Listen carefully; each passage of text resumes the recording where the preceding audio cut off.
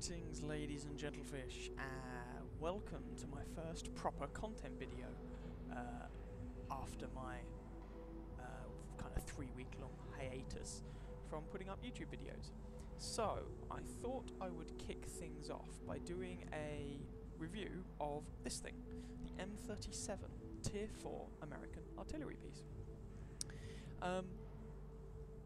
So this is going to be the first review I've done of an artillery piece, and because of the nature of artillery, most of the time I'm probably going to be concentrating mainly on the gun, but we'll see how it goes.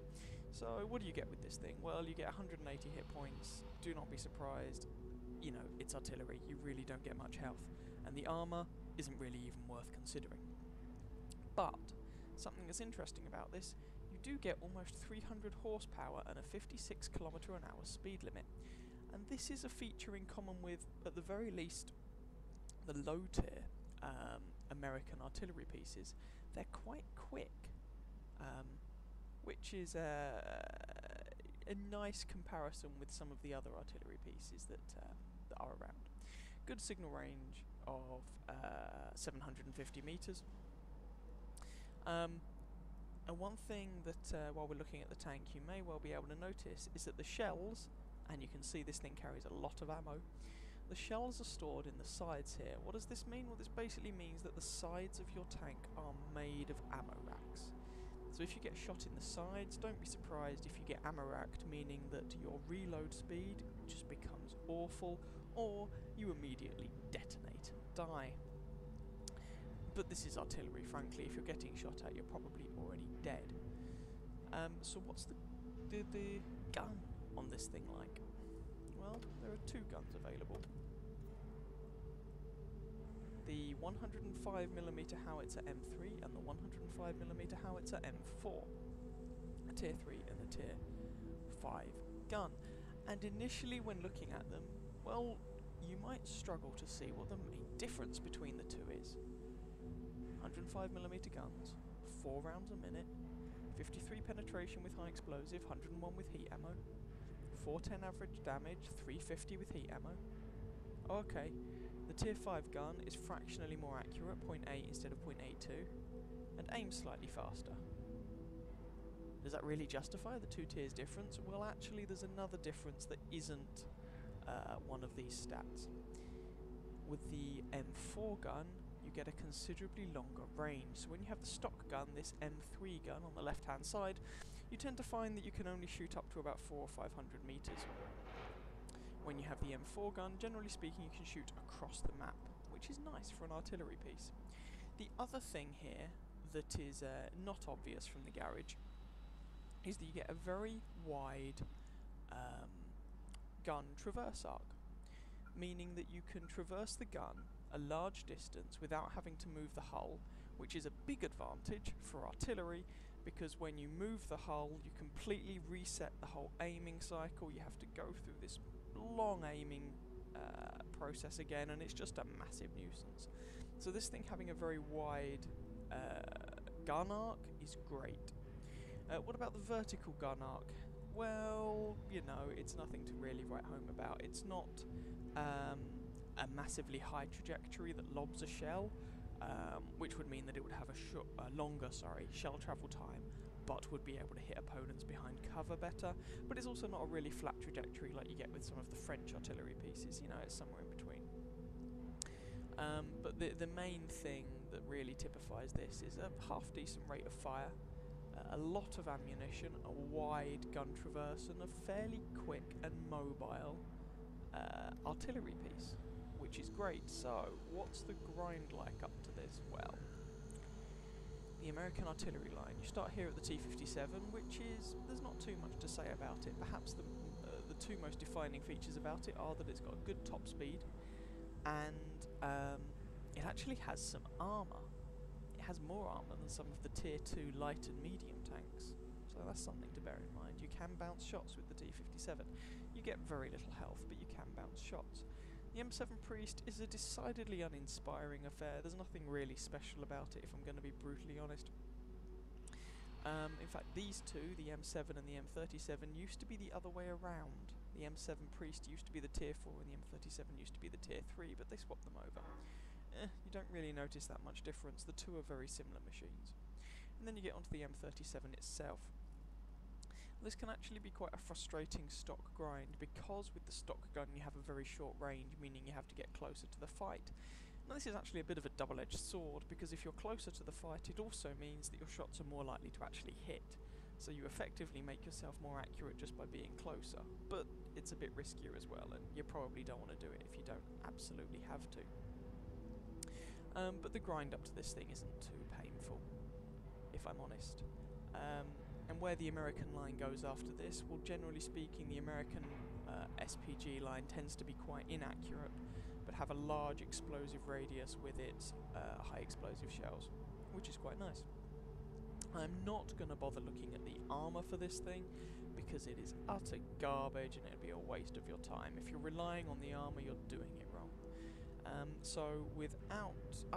just before I quickly move on, I guess talk about equipment and crew skills and whatnot. Well, firstly, with consumables, you can see I haven't bothered with the full suite of them. I've just got a repair kit, because frankly, the other consumables, well, what might you want to use? Large repair kit, last first aid kit, I wouldn't bother. Case of cola, yeah, you could.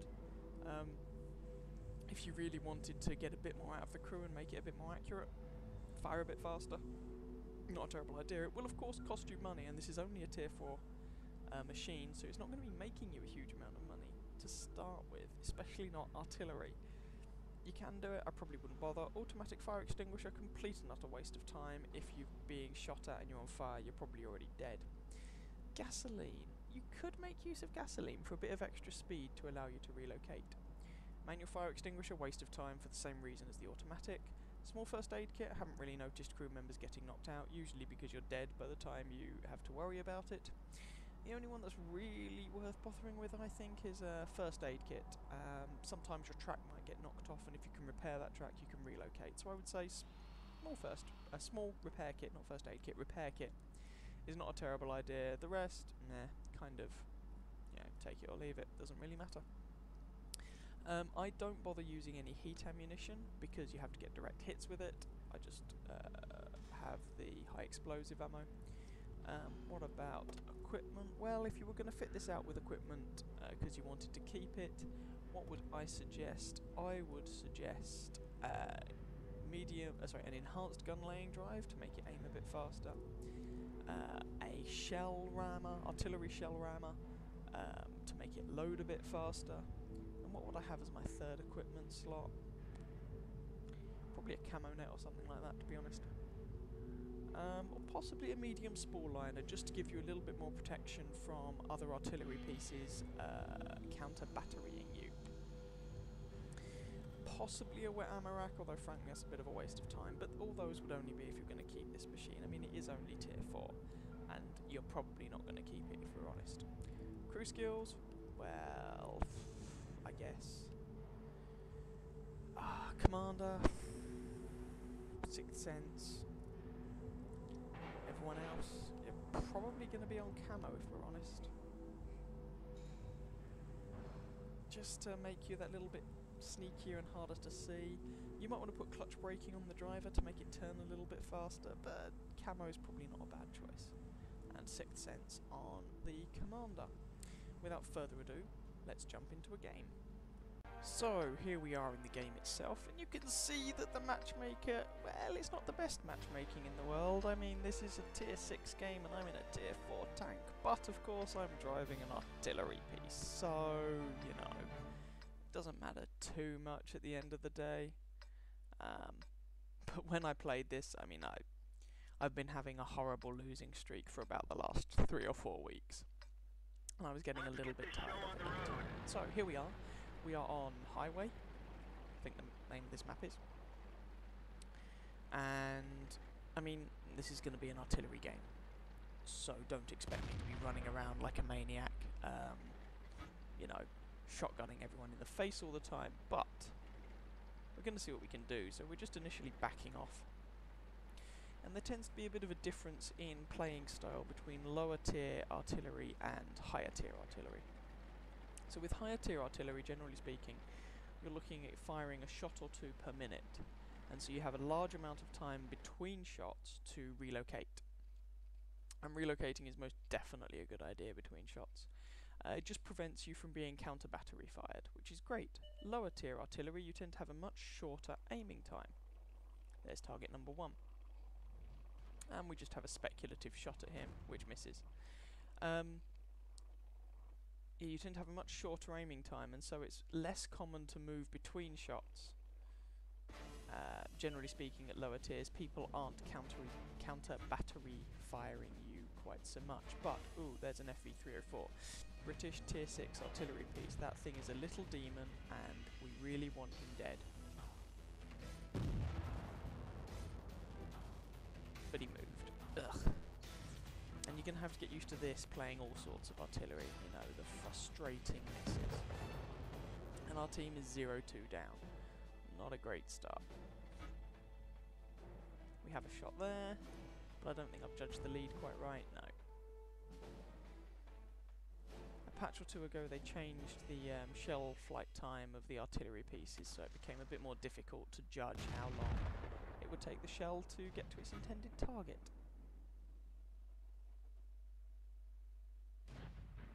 And see if we can get a shot in on this M6. It's probably going to hit the obstacle way. Yeah, it does. And then the SU-100 just nails him. So far we've fired a few shots, but we haven't actually got a single hit in, let alone done any damage. Which is frustrating, but, you know, there we go. So we're going to switch fire to the town. And see if we have any more luck there.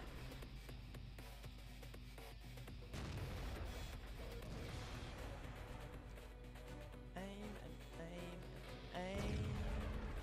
That sounds like he's tracked, which is great news for us. Critical hit. 67 whole damage. Oh, this is something you do have to get a little bit used to playing artillery. You know, if someone has some armour, and do bear in mind, I'm a bottom tier artillery piece here, so even a top tier medium tank can be said to have some armour. Then suddenly your shots aren't doing a massive amount of damage. We're 6-5 up.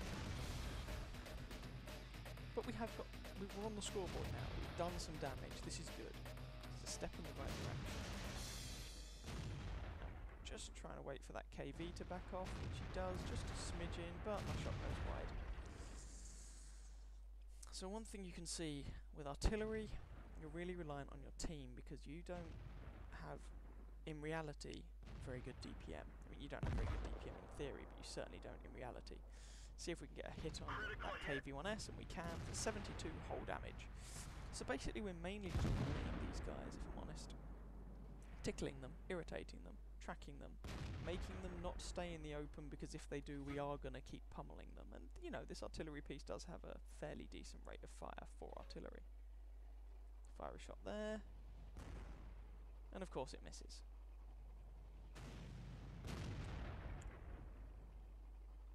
But as I say, this is not a fault of the M37 per se, although the M37 is not very accurate, even for artillery. This is just artillery for you. And we managed to take the last 7 health off him. We have a kill. So the team's currently losing 8-9. KV-1S. Now I keep telling my team by pressing the T key who I'm targeting. Just so they have an idea of, you know, well, who I'm targeting. So they know where my support's going. It means they also know that I am actually doing something. Ooh, hetzer. Now, I don't have 6th sense on this crew yet, but I don't think I'm spotted. Critical hit. 69 damage to the front of the hetzer, but, you know, AMX derps him to death.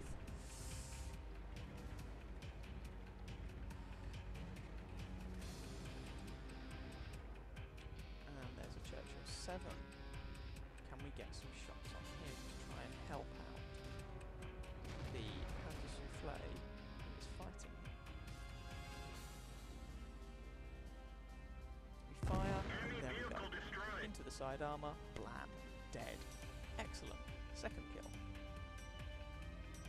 And there's that blasted FV again. So they've just got 3 artillery pieces and a heavy tank remaining. Someone nailed that FV before my shell landed. There's their VK.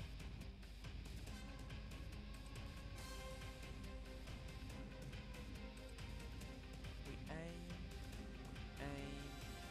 reloaded, fire, because why not, sis? And I actually hit him.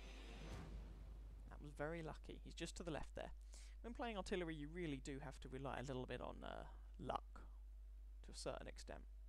Because you can have aimed the best shot in the world and it can still miss, and conversely, you can just take a complete snapshot and it goes right on target. Swing it round. Oh, VK nails the Panzer Soufflé. But I'm lining up a shot on Mr. VK. Hopefully going to give him a present. I have a 105mm love package for you, and you're dead. Puts me on 3 kills. Our KV-1 is on 6 kills. The other artillery's got a kill. And there's only one of them left. It's their Tier 5 American artillery piece, the M41.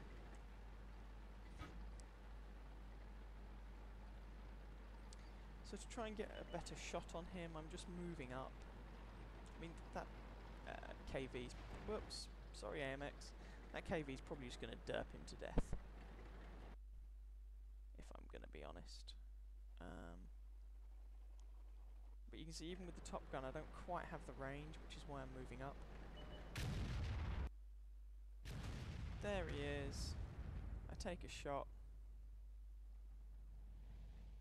Shell doesn't go anywhere near him, and he dies, and that's the game.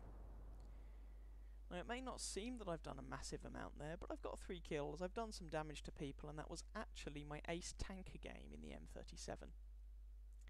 So you can see how people are doing in it. And if that sort of gameplay doesn't appeal to you, you're not going to like artillery in general.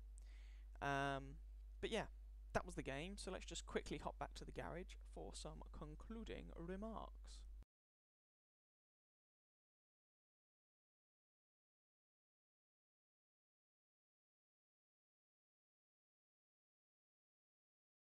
So that was the game. What do I think of this thing overall? Well, for a Tier 4 artillery piece, this is actually not a bad machine. The firepower's respectable, with a good rate of fire, nice gun arc. It's a fairly mobile machine. The acceleration, you know, perhaps could be better, but I mean, this is an artillery piece at the end of the day. It's got a good top speed, and the engine isn't too bad. Yeah, it's not a bad machine. Am I going to be keeping it? No. Artillery is my least favourite class of machine. Now, I will play every tank, every non-premium tank in this game that I can. So I am playing artillery along with everything else, but artillery is my least favourite class of tank, and this machine just doesn't give me any reason to keep it, I'm afraid. But this should come with the caveat that as I've been playing this, I mean, as you can see from my crew, they're not an especially good crew. They're like 83% commander, making the rest of them 90-odd%. I've got a little bit of XP to grind out before I get the M41, and I'll keep going up the American SPG line, but it's nothing too special from my perspective, so no, I'm not going to be keeping it. Having said that, maybe it'll be your cup of tea, maybe you will want to keep it. Anyway, I hope you guys enjoyed that, possibly even found it vaguely helpful. If you did, please feel free to catch some of my other videos and or subscribe to my channel, and I wish you happy hunting on that battlefield. Ciao ciao.